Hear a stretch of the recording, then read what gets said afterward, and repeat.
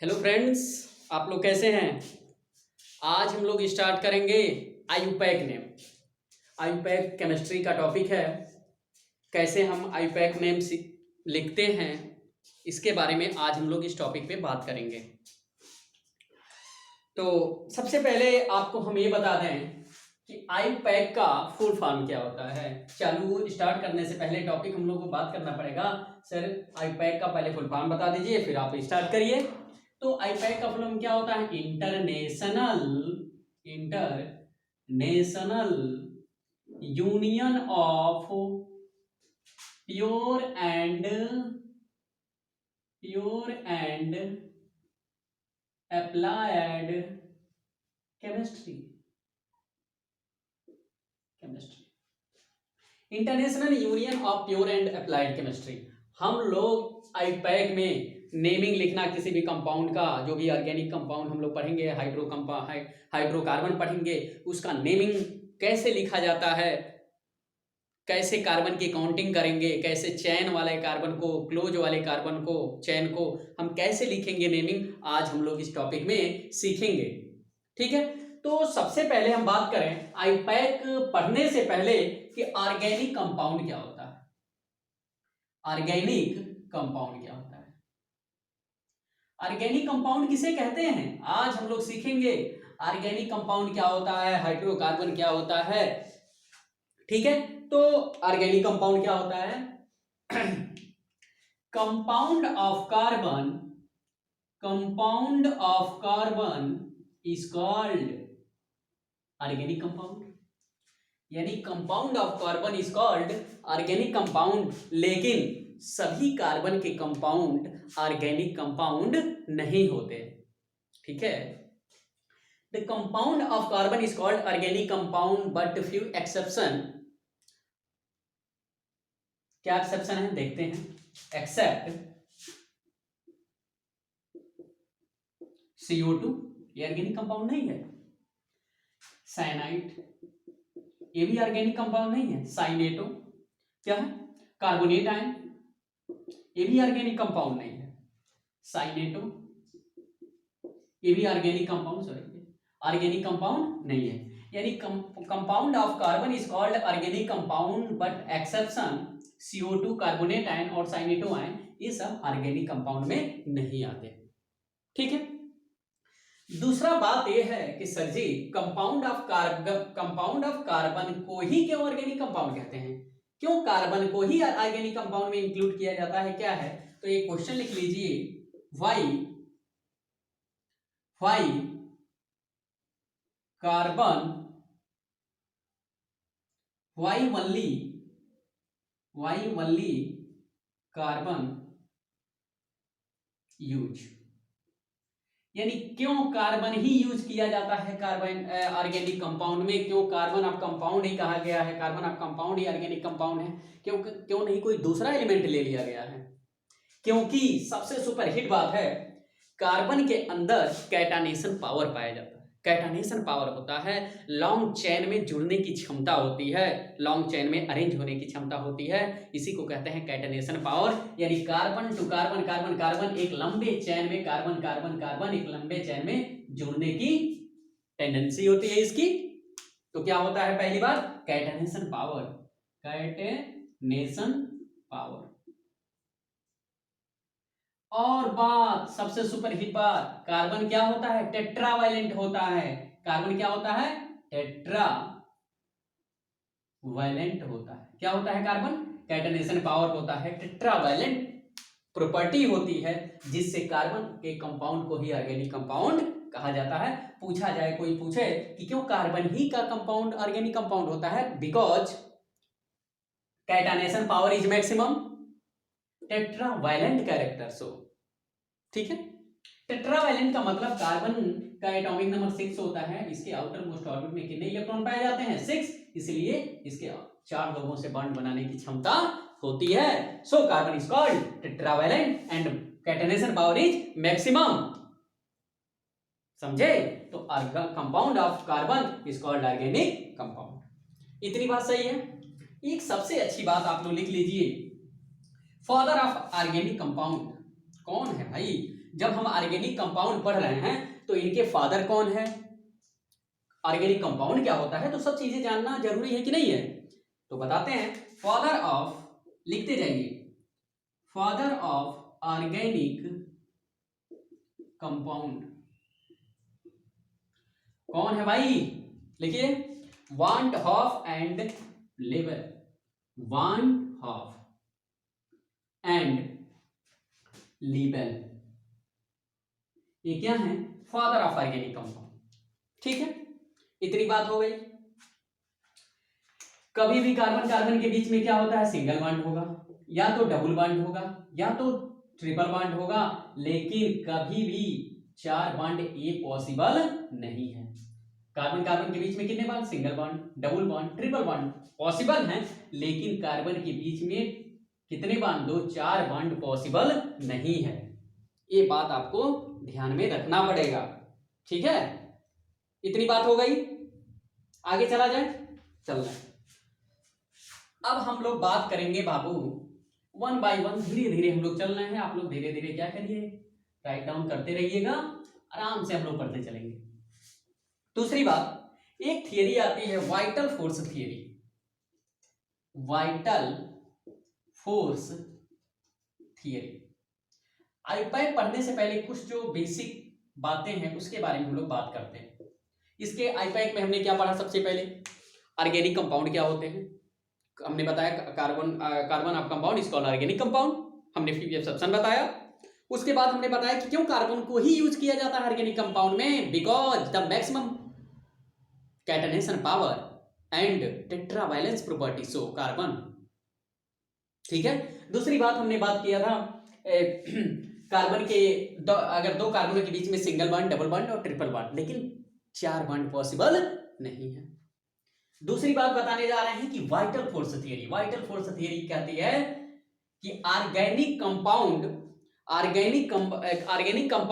Can not synthesize outside of the living organism, living cell. यानी vital force theory ये कहती है कि लिविंग थिंग्स के बाहर आप ऑर्गेनिक कंपाउंड का फॉर्मेशन सिंथेसाइज नहीं कर सकते। लिखिए इस बात को, ऑर्गेनिक कंपाउंड कैन नॉट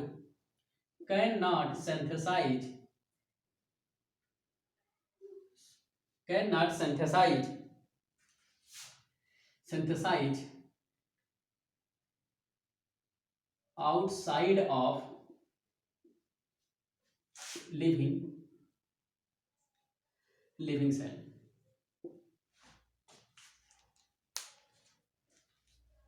यानी organic compound can not synthesize the outside of the living cell.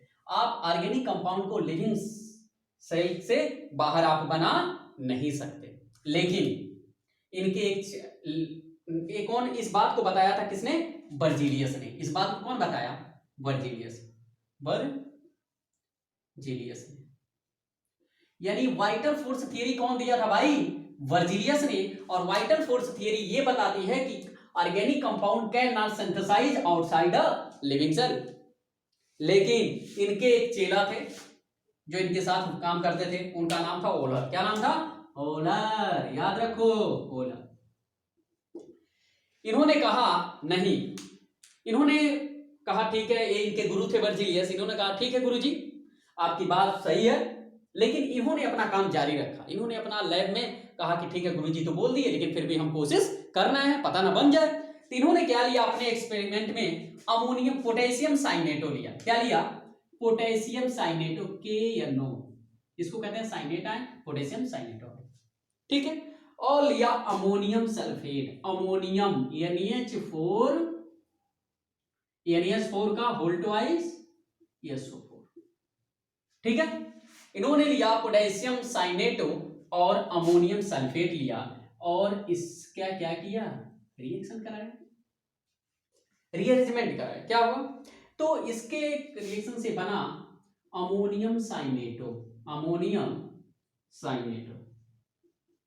क्या बना, अमोनियम साइनेटो।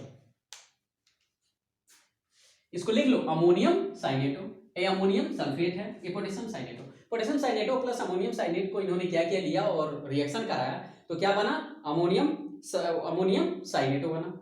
ठीक है, इसके बाद ये बन रहा था, इनके मन में कुछ ऐसा नहीं था कि मेरा ऑर्गेनिक कंपाउंड बन ही जाएगा, इन्होंने तो अपना एक अनुमान लगा के प्रैक्टिकल कर रहे थे।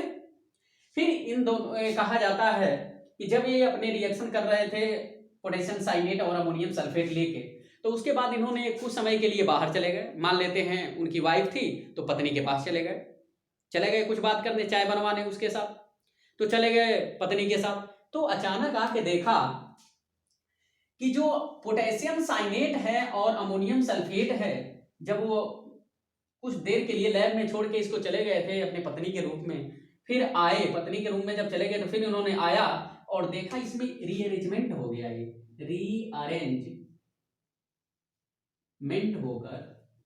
रीअरेंजमेंट होकर ये बन गया NH2CO, NH2 बन गया, यूरिया बन गया। इसीलिए कहा जाता है कि first organic compound synthesized by the outside of the living cell, by किसके द्वारा? ओलर के द्वारा, जो किसके चेले थे? वर्जिलियस के। ये पहली ऑर्गेनिक कंपाउंड का निर्माण किए जिसका नाम था ओलर, और यूरिया बना। Urea is the first organic compound. Urea क्या है? First organic compound synthesized by the lab. कहां सिंथेसाइज हुआ? लेबोरेटरी में। कौन सिंथेसाइज किया? ओलर। तो ओलर ने अपने एक्सपेरिमेंट में क्या लिया था? पोटेशियम साइनेटो लिया, अमोनियम सल्फेट लिया, क्या बना? अमोनियम साइनेटो बना। फिर इसमें रीअरेंजमेंट हो गया, रीअरेंजमेंट मतलब घुल मिल गया, और उसके बाद बना दिया क्या? यूरिया। तो urea was the first organic compound synthesized in laboratory. लेकिन इनके गुरु तो बोल दिए थे कि लिविंग सेल के अंदर होगा नहीं, लेकिन चेले ने सिद्ध करके दिखा दिया कि नहीं गुरुजी, ये outside of the living cell बन गया। देख लीजिए, चेक कर लीजिए, यही है ऑर्गेनिक कंपाउंड जिसका नाम हम किस नाम से जानते हैं? यूरिया के नाम से जानते हैं। ठीक है, अब हम थोड़ा इसके आगे बढ़ेंगे। हटा दें, आप लोग तो पता ही होगा फादर ऑफ द केमिस्ट्री कौन है? Lavoisier are the father of the chemistry, and father of the organic chemistry कौन है? Van't Hoff and Le Bel. ठीक है, अब हम लोग थोड़ा क्लासिफिकेशन के बारे में बात करेंगे, ऑर्गेनिक कंपाउंड के क्लासिफिकेशन। ठीक है, तो हम लोग इसमें एकदम आराम से धीरे धीरे अपने सिलेबस को आगे लेके आराम आराम से पढ़ेंगे। एक होता है ओपन चेन होता है। क्या होता है? Open chain. और दूसरा होता है क्लोज चेन। Close chain. तो ओपन चेन में क्या होता है? कार्बन क्या होता है? कैटनेशन पावर हमने बताया था ज्यादा होता है, टेट्रावैलेंट होते हैं, ऐसे कार्बन जुड़ता चला जाएगा। Open chain, catenation power, carbon क्या हो गया? एक दूसरे से जुड़ता चला गया ओपन चेन में। क्लोज चेन की बात करें तो ये क्या है? साइक्लिक कंपाउंड है। साइक्लिक है, एक कार्बन, दो कार्बन, तीन कार्बन, चार कार्बन, पांच कार्बन, छह कार्बन। ये क्या है? साइक्लिक रूप में है। तो ये कार्बन क्या है तो, लेकिन फ्री स्टेट में नहीं, एक कंपाउंड एक साइक्लिक रूप में है, एक दूसरे से जुड़ा हुआ है, इसे कहेंगे क्लोज चेन। क्या कहेंगे? Close chain. तो इसका नाम क्या होगा? साइकिल में है तो साइक्लोहेक्सेन बोलेंगे। हम तो बोल दिया यहाँ पे साइक्लोहेक्सेन, लेकिन हम आपको आगे अभी पढ़ाएंगे कैसे नेमिंग करेंगे, कैसे नाम हम सीख लेंगे, कैसे बोलेंगे, कैसे नाम इसका जान जाएंगे। आयुपैक नेम आगे हम आप इस बात को बात करेंगे, लेकिन हम यही पे बता दे रहे हैं क्या है? साइकिल में है, इसीलिए इसको बोलेंगे साइक्लोहेक्सेन। हेक्सेन मतलब है 6 कार्बन। ये सब चीजें हम सिखाएंगे आगे। ठीक है, तो ये क्या है? साइक्लोहेक्सेन। ये देखो, ये भी एक साइकिल में है। ठीक है, यहां पे हमने नाइट्रोजन ऐड कर दिया। ये भी क्या है? साइक्लिक चेन है, क्लोज चेन है। क्या है? क्लोज है। ये हमने रख दिया। ठीक है, NH2 ग्रुप, कोई भी ग्रुप जोड़ दिया, मान लो जैसे एमीन ग्रुप जोड़ दिया, एमीन NH2 कहते हैं, एमीन ग्रुप जोड़ दिया। तो ये क्या हो गया भाई? ये क्या, इसको कहते हैं होमोसाइक्लिक। क्या कहते हैं इसे? होमोसाइक्लिक। होमोसाइक्लिक। ठीक है, इसको क्या बोलेंगे? हेट्रोसाइक्लिक। हेट्रोसाइक्लिक। हेट्रोसाइक्लिक क्यों कहेंगे? कि इसमें एक कार्बन, ये भी कार्बन, ये भी कार्बन, लेकिन यहां तो नाइट्रोजन है, यहां भी कार्बन, यानी दो कार्बनों के बीच में कार्बन नहीं है, कार्बन के बाद नाइट्रोजन है, फिर कार्बन है। तो ऐसे साइकिल में जो अरेंज होगा उसे हम बोलेंगे हेट्रोसाइकिल। हेट्रो मतलब अलग। क्या अलग? कार्बन, यहां भी कार्बन होना चाहिए लेकिन नाइट्रोजन है, इसीलिए इसका हेट्रोसाइकिल। यहां देखिए कार्बन कार्बन, चारों तरफ कार्बन, इसीलिए होमोसाइकिल। ठीक है, यहां भी बात कर रहे थे, यहां भी कार्बन, यहां भी कार्बन, यहां भी कार्बन, ये भी क्या होगा? होमोसाइक्लिक होगा। बोलो ना, पक्की बात। आगे चला जाए, हटा दें इसको, तो ये हो गया होमोसाइक्लिक, हेट्रोसाइक्लिक, ये होमोसाइक्लिक है। ठीक है, तो ओपन चेन क्लोज चेन के बारे में आपको पता चल गया, एक खुला रहेगा एक क्लोज होगा, हटा दें। फिर आगे हम लोग पढ़ेंगे, क्या, एक एग्जांपल से आपको समझाते हैं। ये क्या है भाई, यहां ऑक्सीजन ऐड कर देते हैं, तो ये क्या होगा, ये हेट्रोसाइक्लिक तो है, साथ ये क्या है, नॉन एरोमेटिक है। एरोमेटिक कंपाउंड उसे कहते हैं एक रिंग में, एक साइक्लिक रिंग में double bond single bond double bond single bond, यानी एक मान लो जैसे ये बेंजीन रिंग है तो double bond single bond double bond single bond double bond, यानी एक साइकिल में डबल और सिंगल अरेंज हो एक साइकिल में, उसे कहेंगे एरोमेटिक कंपाउंड। पक्का? तो इसमें देखा जाए double single bond double bond single bond, फिर यहाँ पे सिंगल सिंगल, तो ये क्या है, ये हेट्रोसाइक्लिक तो है लेकिन नॉट एरोमेटिक है। Heterocyclic and non aromatic, non aromatic compound. हम ऐसे आईपैक के बेसिक गुणों के बारे में बात कर रहे हैं, कुछ कंपाउंड को देख के थोड़ा बेसिक जो नेम है उसके बारे में हम बात कर रहे हैं। अभी हम आईपीएससी पे नहीं चले हैं, आईपीएससी सिखाएंगे आपको, बहुत अच्छा लगेगा जब आप ये सब टूल्स धीरे धीरे आप जान जाएंगे, तब मजा आएगा पढ़ने में। तो ये क्या है भाई, heterocyclic non aromatic. Non aromatic क्यों, क्योंकि एरोमेटिक हमने अभी बताया कि जिसमें डबल सिंगल एक साइकिल के रूप में अरेंज हो, those compound is called aromatic compound. लेकिन यहां पे देखने पे डबल सिंगल डबल सिंगल, तो ऐसा नहीं है ना, तो नॉन एरोमेटिक होगा। अब देखा गया क्या, हेट्रोसाइक्लिक क्यों, क्योंकि कार्बन, यहां भी कार्बन होना चाहिए होमो के लिए, इसलिए अलग कंपाउंड आ गया, अलग एलिमेंट आ गया, इसलिए इसे हेट्रोसाइक्लिक एरोमेटिक कंपाउंड को एरोमेटिक बोलेंगे, नॉन एरोमेटिक। अब बात करते हैं, ये देखिए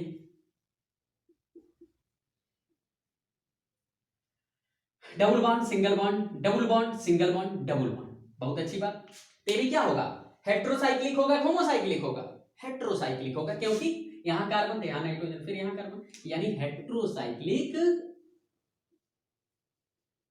और क्या होगा, एरोमेटिक होगा कि नॉन एरोमेटिक होगा, एरोमेटिक होगा, एरोमेटिक। कैसे एरोमेटिक होगा, क्योंकि डबल बॉन्ड सिंगल बॉन्ड फिर से डबल बॉन्ड, यानी एक सीक्वेंस में क्या हो, साइकिल में अरेंज हो, उसे हम क्या कहेंगे, एरोमेटिक कंपाउंड। तो ये आपको सीखने को मिल गया कि हेट्रोसाइक्लिक किसे कहते हैं, एरोमेटिक किसे कहते हैं और नॉन एरोमेटिक किसे कहते हैं, ये आपको पता चल गया।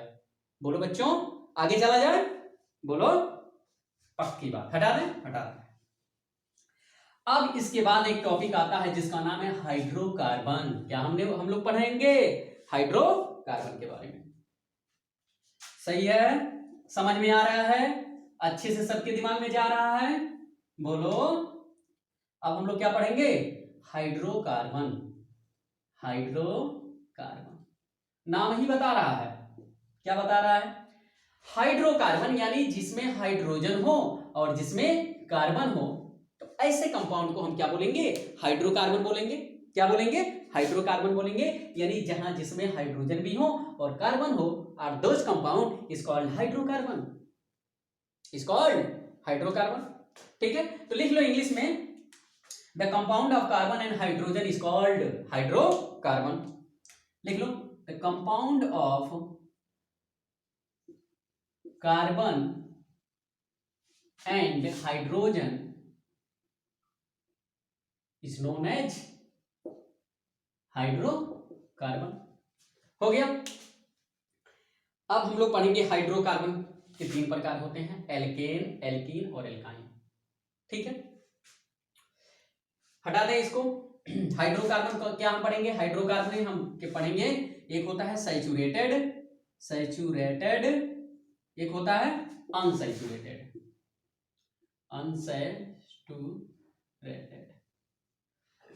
सैचुरेटेड कंपाउंड किसे कहेंगे, जिसमें केवल क्या हो, सिंगल बॉन्ड पाया जाए, कार्बन कार्बन के बीच में कैसा हो, सिंगल बॉन्ड, जैसे एल्केन के बारे में हम लोग बात करेंगे। अनसैचुरेटेड में हम बात करेंगे किसके बारे में, जिसमें कार्बन कार्बन के बीच में डबल बॉन्ड या कार्बन के बीच में ट्रिपल बॉन्ड हो, उसे अनसैचुरेटेड कहेंगे। तो इसके अंदर हम पढ़ेंगे एल्कीन के बारे में और दूसरा एल्काइन के बारे में।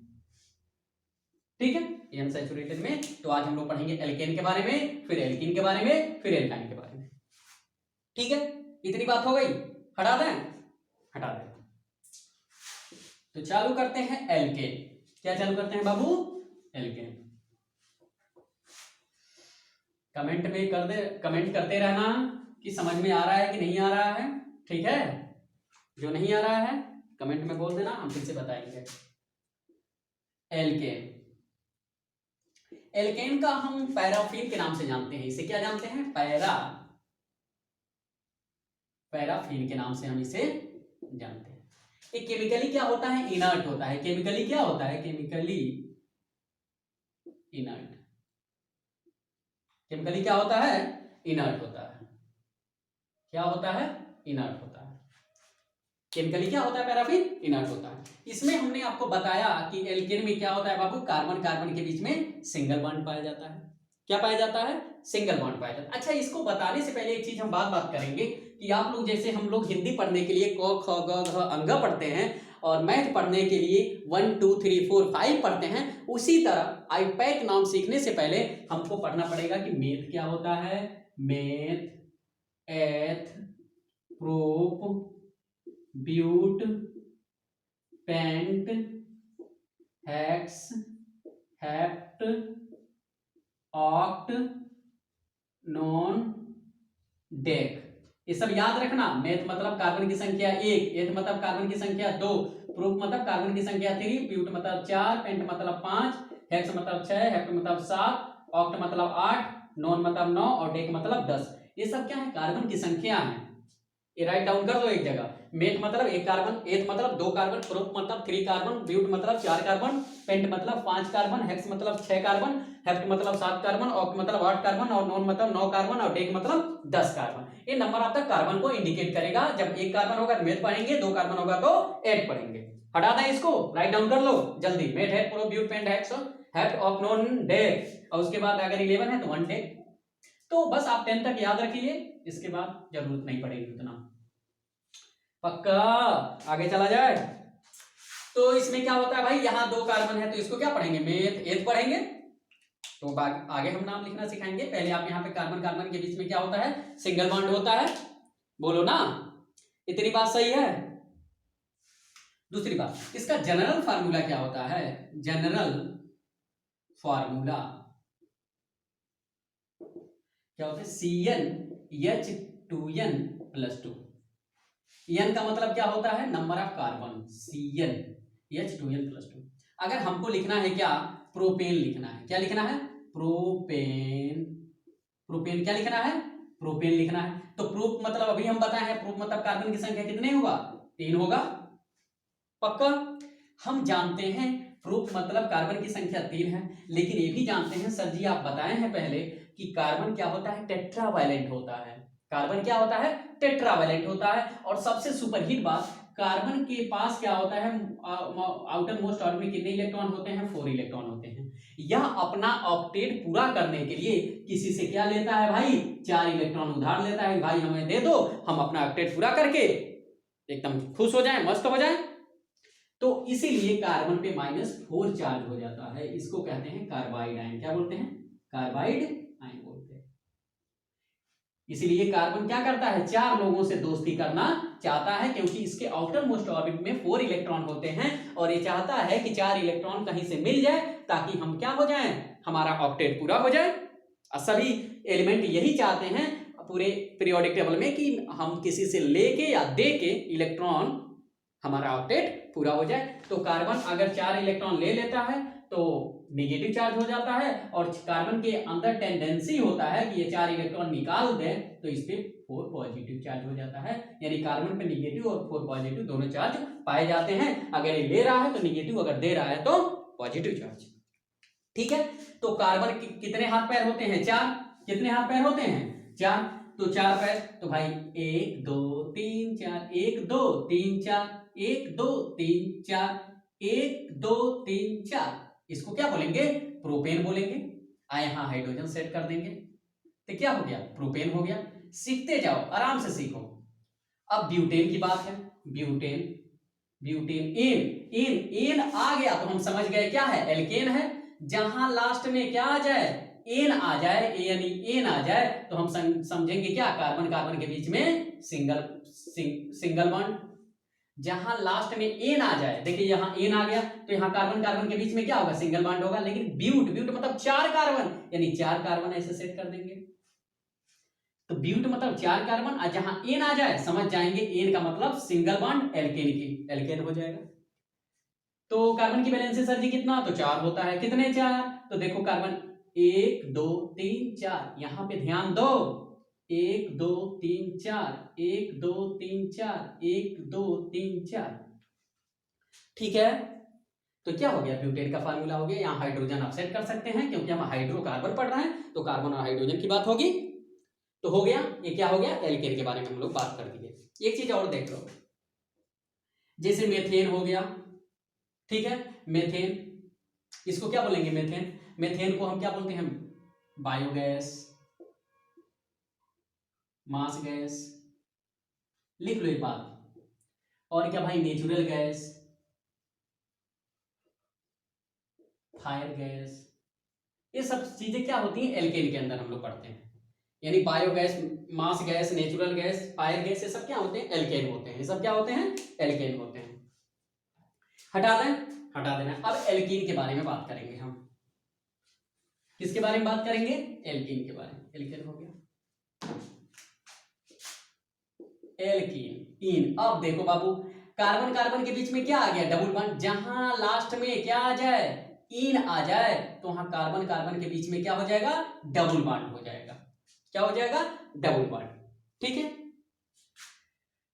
इसको क्या बोलते हैं भाई, ओलिफिलिक बॉन्ड भी कहा जाता है, ओलिफिन्स, ओलिफिन्स बॉन्ड भी कहा जाता है।